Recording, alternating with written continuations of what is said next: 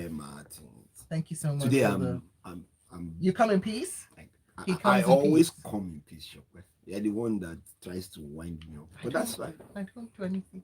Thank you, Mr. C. Good morning. How are you? Good morning, Shopper. Good morning, Wadi. Good morning, Lagos. And Shopper is going to dazzle us today. Yes, Yes. Shopper is doing most of the analysis today. All I'm gonna do We are is the just OAPs today. give you the different platforms that you can join the conversation on. You can send your WhatsApp messages to 0809 440 981. You can take it to Twitter where we are at Smooth981FM. The hashtag for that is freshly pressed 981. We are also streaming live up on youtube.com/ Smooth981FM Lagos. If you're joining us via YouTube, then make sure you leave your comments up on the live chat. I'll be checking that out every so often.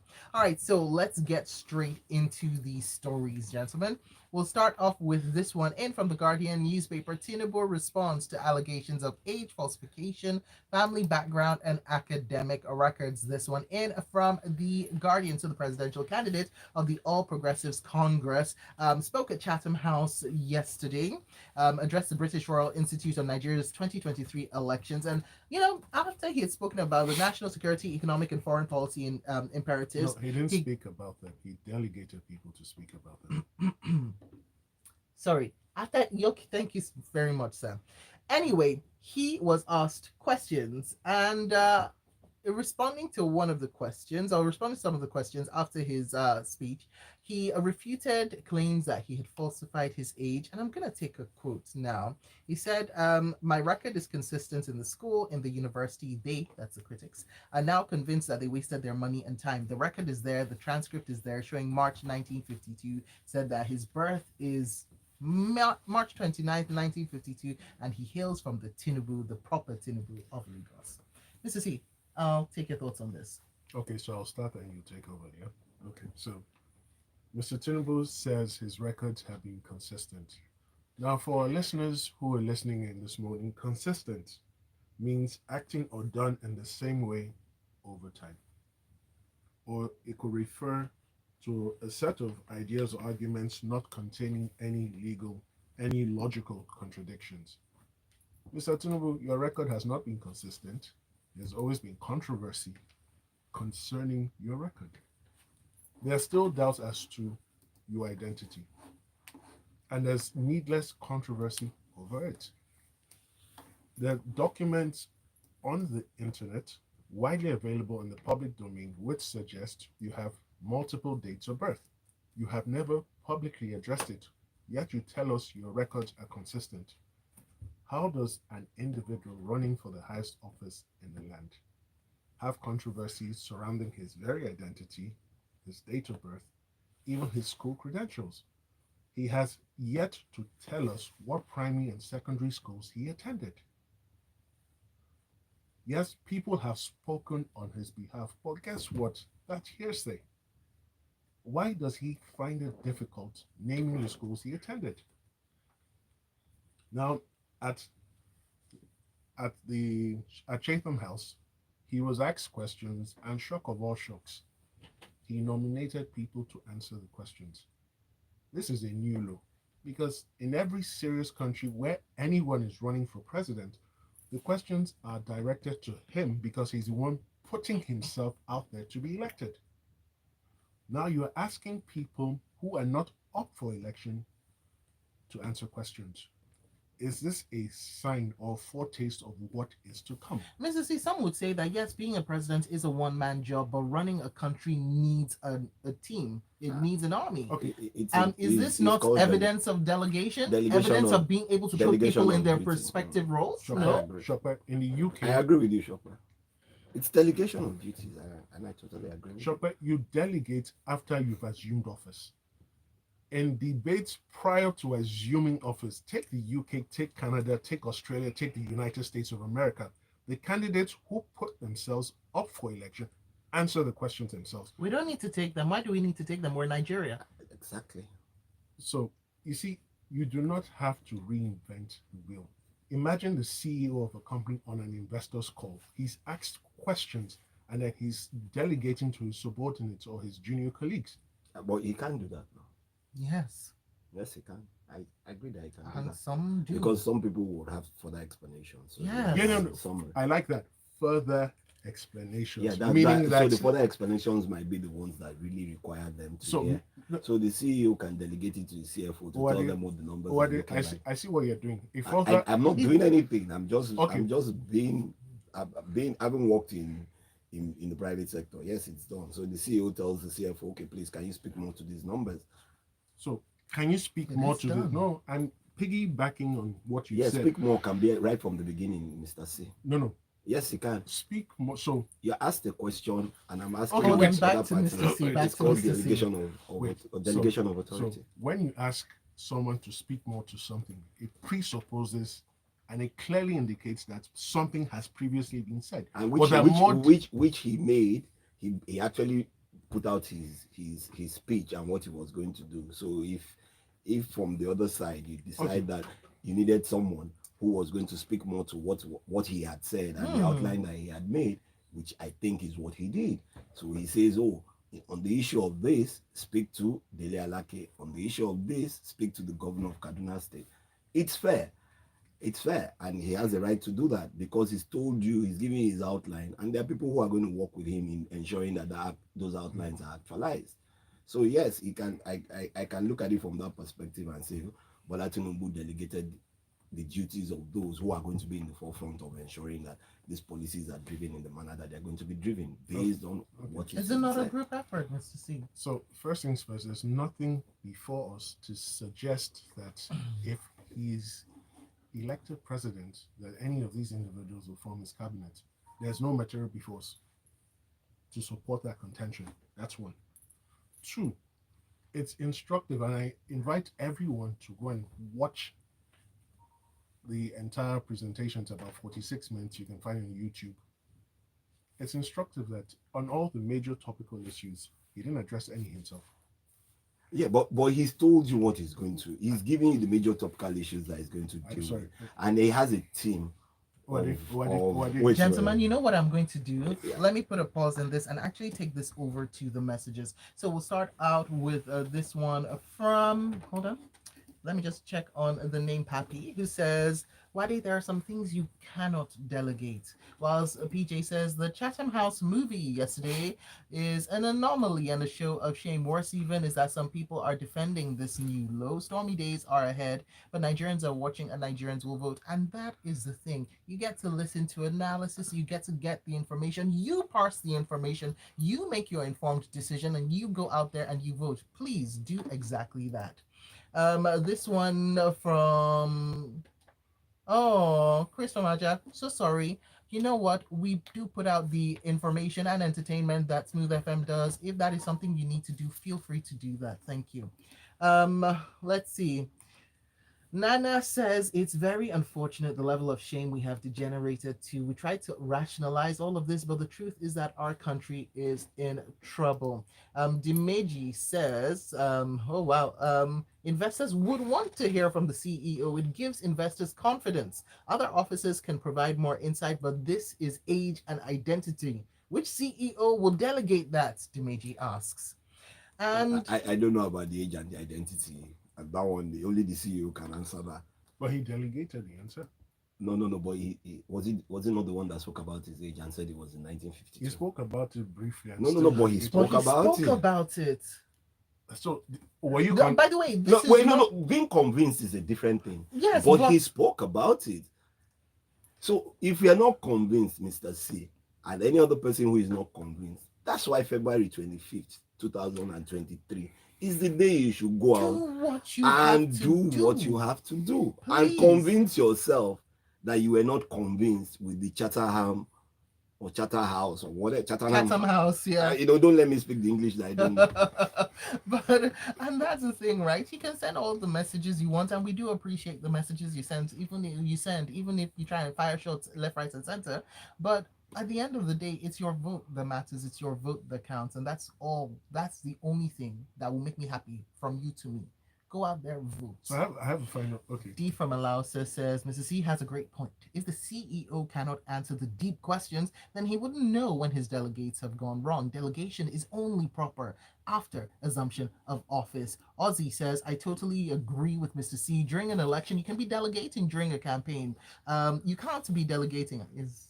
You can't be delegating during a campaign. The candidate should have a broad range of what he needs to know, what it means to run a complex country like Nigeria. No more half-baked people, please.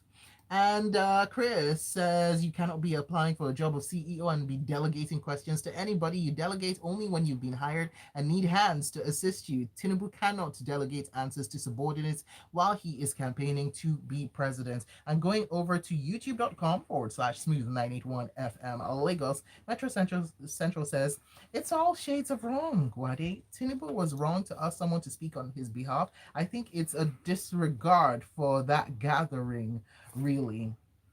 And that's his choice. And Lekon Lawal says, Wade, I want to assume this is sarcasm. Otherwise, it is so shocking that you're even discussing it. Because the sad thing is that we rationalize everything. And Emmanuel Uno says, everything rises and falls on leadership. Let's speak the obvious. All right, let's move things along now. From the Punch newspaper, INEC facilities are national assets. Are they? Yakubu tells Nigerians. That's the chairman of the Independent National Electoral Commission, Mahmoud Yakubu, on Monday, pleading with Nigerians to please see INEC facilities across the states as national assets because they keep getting attacked. And this plea comes on the heels of the 7th attack on INEC facilities in 5 states of the Federation over the past 4 months, Wadi. I mean, something's got to give at this point. Security. Provide more security, better security for those places. That's one. To Nigerians should realize that the only way we can move forward, if we say we're in a democracy, is ensure that the institutions that are supposed to run the elections have the needed materials and the facilities to be able to put together those elections. We should stop burning them rather than burn them. Go there, collect your PVCs, and go out and vote. That's all I have to say. Are they national assets? Maybe, maybe not. However, if you want to term them as national assets, let's make sure that our PVCs, all the PVCs, get to those who have come to collect them as quickly as possible. We need to change the fact that we have to go to the NEC offices or the local governments to go and pick up our PVCs in today's world where deliveries are being done, food, equipment, and so on. So we need to find a better way to improve on how we deliver our voters cards to the others. So just saying that, yes, are they national assets, like he says? Maybe, maybe not. Well, they've had 3 offices attacked over the course of over the span of 2 weeks, which has brought the total number up to 7. So there is something, at least. The elections are going to happen, people, and people are going to vote. Yes, they will. So INEC has said that it's not going to stop them. It's 1 day to the election, so nothing is stopping them. They're moving on. Oh, speaking about things continuing, let's take this story. Comes in from this day, May 29, 2023. Handover date is sacrosanct. Buhari assures Nigerians. The president yesterday reiterating his commitment to handing over the leadership of the country to an elected president on the 29th of May 2023, saying that his term in office would end on that day in line with the constitution of the country. This is a president who has come out and said he's tired before, so it's not like, were we expecting anything different? No, we're not expecting anything different, but there's something inside that story that makes me laugh. And I think it was the minister of water resources who continues to say that we're not talking about the achievements of the president. And he said something. He said Buhari's directive to actively collaborate with the private sector to create a large number of well-paying jobs for Nigerian youth. For the Nigerian youth, the ministry had increased the number of jobs created from 8,882 in 2019 to over 16,648 in 2022. Wonderful achievement. Sope, can we move on? No, I just want to chip in something, yeah? We have to go back to those numbers? No, not the numbers. Thank you. A different perspective. Now, Buhari's administration complained that the achievements of his administration are being downplayed, especially by the opposition parties. So my question to Mr. Buhari and his team. President, please. Mr. Buhari, who is the president, who occupies the office of president, is this: why is the candidate of your ruling party not telling us about your achievements? great question. But That is please, a fantastic. but please, Mr. C, no, I take exception. He's the president, so you call him President Buhari, please. Wade, we move on. Thank you. All right, on to our next article to discuss. And this one comes in from the Vanguard newspaper. Nigeria could earn a $40 billion yearly from tech talent. That is according to Kashifu Inua Abdullahi, who's the Director General of the National Information Technology Development Agency. He stated this during a panel section at the 16th Alex Annual Lecture themed Digital Economy, Africa's Catalyst for Regional Growth and Transformation. And because I thought, oh, what an interesting number, how did we get here? So he referenced a PwC report, which noted that an average tech developer or programmer earns between $30,000 to $150,000 per annum. So according to him, PwC confirmed that if Nigeria can have 2 million developers working remotely, with each earning about $20,000, the country can generate over $40 billion annually, which is a significant amount capable of addressing the country's forex challenge. Japa. So correct. Japa from inside your house. Mr. C, please go on. So correct. So globally, there's a shortfall of about 4 million programmers needed at this point in time, and Nigeria has a human capacity or the human potential to supply at least half of that figure. Now, programmers are very important, very required, very needed, because they write the code that drives a lot of the transactions that occur globally. And they write coding software for apps too. So it's very serious business. Now, it is expensive currently to become a programmer because you need to learn specialized program software and hardware. Now, if they do get the education, From where? so Because I was going to ask, how are you going to develop them when your curriculum for these things have not changed in the last 40 years? So- Using pen and paper. So yes, you have the public schools, but there are also private institutions that offer.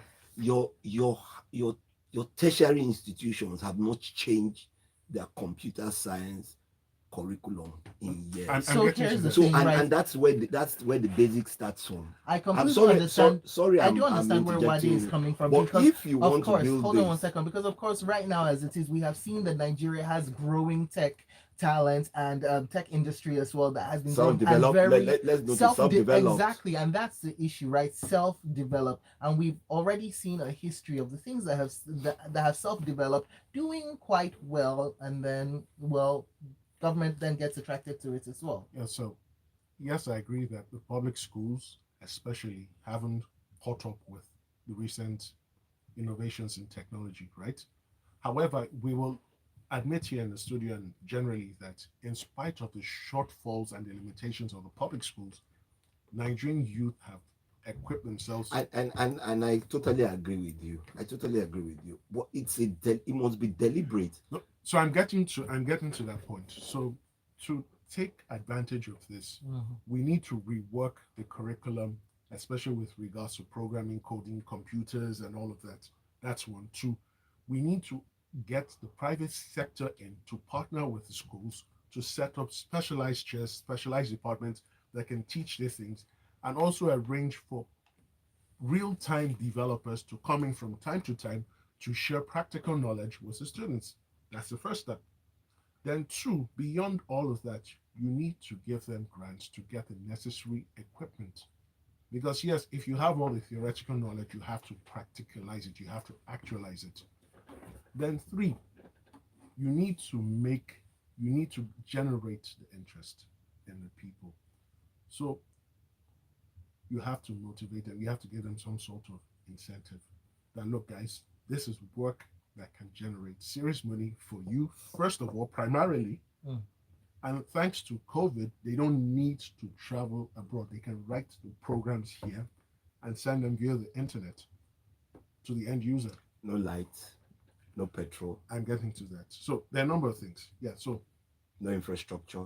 luckily, power has been taken off from the exclusive list, it's now on the concurrent list. So each state now has an incentive to get its power infrastructure correct. They now have the incentive to get it right. And I will tell you for free, any state that can get power and internet connectivity right you will then find a lot of these guys will settle in that state. And when they settle there, a lot of cottage industries will set up around them. And before long, that portion of that state, or even that state completely, will develop a bit faster. They should just go and learn the basics from what India did. Infosys is, yes, it's private, but today is the largest tech institution in the world. It started off from private into government, having some form of relationship and building a system. These things are deliberate. It needs to be deliberate with this continued policy somersault on an education. Schools are closed, teachers are not paid. This one goes on strike. It won't happen. These things are deliberate, and you must fund them deliberately or create the enabling environment. We always say private sector, private sector, private sector. In as much as private sector wants to make money, the enabling policies to drive them into businesses are not there. No light, no water, no this, no that, and it costs much more than it should be. Shopper, let's go. Thank you, sir. Yes, ma'am. Okay, back to your messages. I'm taking things from Twitter first of all. Hashtag freshly pressed 981. JBL says we are electing a president and not a presidential team. While there's nothing wrong with delegation, this is not the venue nor the time. Abel Tari says, what happened here is someone being hired as CEO, delegating someone to answer his interview questions. Would you hire such a person? Abel from Festac asks. February 25 to 2023. That's when we will decide whether we are hiring anybody or the other. Go out and vote. B from Lucky. Our security operatives need to do better in explaining the source of attacks on INEC offices. I'm happy to hear a report that describes a silver lining through building technology capabilities, and we should capitalize on this, like Mr. C said. Any serious business engagement would require the presence and contributions from the C-suite, depending on the technicalities. Let's be careful not to take sides on this election. We vote, we move. The only side you should be taking is that of the voters, and just making sure that you have your card and that you can vote. Dr. Do you have your card? Dr. I at CMS says, listening to the show today reminds me of the Abbott and Costello show. I agree with Wadi. Let's jackpot. I won't be triggered by the continuous good news from the president. This one in from, hold on, the messages are coming through. Let me try and keep up with some of them. Okay, yes. Debola says a dampener on the PwC analysis is the multiple exchange rates. Which developer will change their salaries at the official bank rate? Very key question. The exchange rates need to converge for this analysis to even work. And an earlier message from Debola says, are you saying that Tinubu cannot attend a 46-minute meeting and answer questions? Even job candidates do interviews of over an hour or at an all-day assessment center. They should have asked the job candidates to bring assistants to help them answer the questions, says Debola. And a lot more people are sending messages in regarding the first story. Let's see. I am a developer. Edward from Ikeja says, it is very expensive to be a self-developed programmer. I have thousands approaching me every day. It's only a few opportune that are able and have such resources. Very few. Let's not imagine that it is easy. To be able to compete globally, they need to start this at an early age. Only a few can afford this in Nigeria. I agree. All right. Let's move on now to the subject of oil theft. The Navy has come up and said that on yesterday, that it did not indict the Nigeria National Petroleum Corporation Limited over oil theft in the country. This coming in from the Punch newspaper. Now, the Director of Information for the Nigerian Navy, Adedoto Ayovon, made this known in a press conference yesterday, reacting to a media report that the Navy had accused the NNPCL of allegedly not revealing the true causes of oil theft in the country. Who do we believe? We've been at this since the beginning of this year. Now the Navy has come back with its own backlash, and that's what I see with this. The oil is still being stolen. We're going to lose about $15.4 billion this year from oil theft, and nobody's saying anything. I'm sure NNPC will come back and tell you that, oh yes, it's oil theft and the Navy is not doing their work. So this back and forth this is what I see from this story. There's really nothing. The spokesman for the Navy made a statement, and NNPC reacted, and they're coming back to, with their tails between their legs and say, oh no, we didn't say that, or we said this, or this is what we were trying to say. And so, Mr. Fee, you want to add to this? So I saw the statement from the Nigerian Navy, and I've read the statement from the NNPC. Now, the statement from the Nigerian Navy was quite instructive because they said, or the statement said that for the volumes of crude oil alleged to be stolen, that it would require super vessels of a certain magnitude, of a certain frequency every week to get that crude oil out. That what they felt was, they believed that what was being reported as stolen is oil simply not being processed for export. And that they invited they wanted an independent body to come in Nigeria. No, well, not necessarily from Nigeria. Well, we have the PWCs, you have the KPMGs who will do the work properly. They wanted an independent body to come in and actually verify and ascertain what the proper position is. Is it that the crude oil is being stolen, or is it that it's simply not being processed for export? Because they did mention two major platforms, Bonnie and the other one, that have not processed any escravos, that have not processed anything for close to 8 or 9 months this year. So the Nigerian Navy's position was, if you haven't processed anything for export, how is it being stolen? But our oil production capacity in the international market has not dropped. No, were they raising? So that's the second The thing. sales of our oil, our 1.8 million quota, is still hitting that market on a daily basis. So Nigeria, Nigeria has a 1.8 billion production ceiling, right? And we're doing 1.1. For a very long time, we weren't even touching 1 million officially. But yet there was no reported shortfall in the market, in international markets. That's bringing up many questions. So that's why an independent body has to come in. Okay. But how independent can the body be? Maybe they'll make you a member of this independent body. You be the chairman. Oh, me? Okay. All right. Olabode says there are countless programming schools bridging the tech knowledge gap. Unfortunately, many of them are substandard. And the guru says, I beg, who vex Wadi? Okay. Very quickly, I would like to take one last story. So let's touch on. Wait, hold on. Let's touch on this one actually. From The Nation, Senate panel grills finance minister over alleged budget padding. So Zainab Ahmed appeared before the Senate Committee on Appropriations yesterday, querying the Minister of Finance over the alleged allegations of padding the 2023 budget proposals of some ministries, departments, and agencies. And of course, the sum of 206 billion naira was brought up with regards to the Ministry of Humanitarian Affairs, Disaster Management, and Social Development. And what happened in our budget? Wrong coding. So, Shopper, very simply, these people do not rate us. They just cook up any story. They don't even check whether it sounds well, whether it actually makes any sense. They just toss it out. Now she's blaming the ministries for not checking what was sent to them. Now, very quickly, this is how it starts.